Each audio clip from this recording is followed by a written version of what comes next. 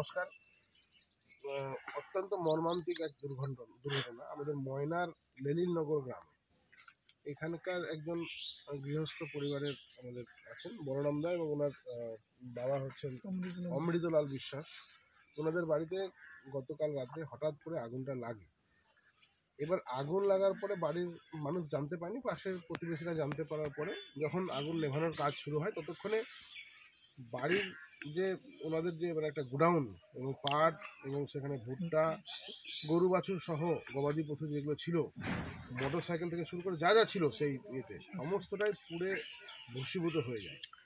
এই মর্মান্তিক প্রশ্নের জন্যই আজকে এখানে এসেছি।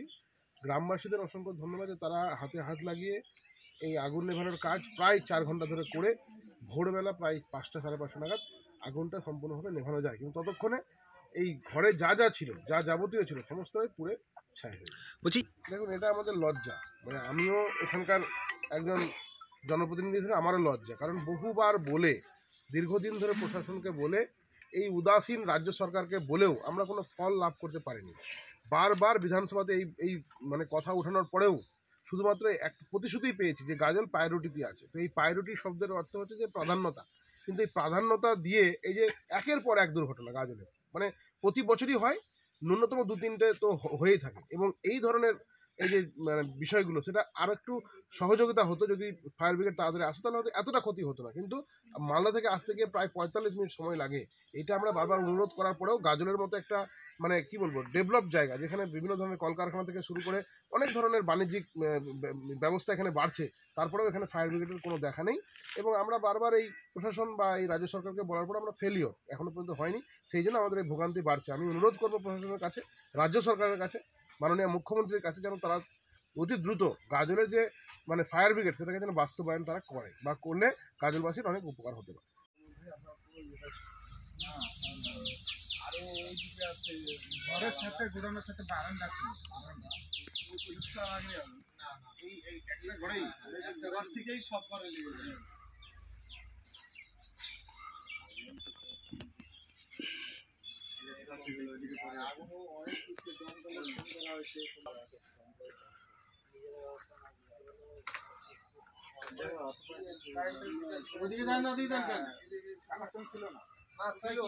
বুঝতে পারিনি কোথা থেকে কি হলো। এখানে ওই বাস চালানো হয় তো।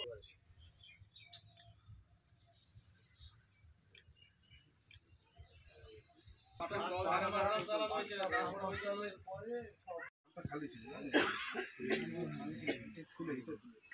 সবগুলো ব্যাপারগুলো দেখে যাবে, জিডি করতে হবে তো। হ্যাঁ হ্যাঁ যাবো, আপনার জন্য আপনার আপনি করেন, দেখি আমি একটু কথা বলি।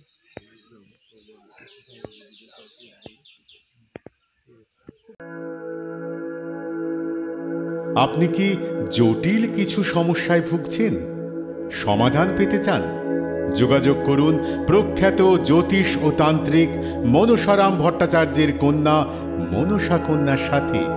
প্রখ্যাত জ্যোতিষ ও তান্ত্রিক মনসা কন্যা হাওড়া জানবাড়ি ও হাতিবাগানের নিজস্ব মন্দিরেও বসেন। যোগাযোগ 9830106967 আর 9239655323।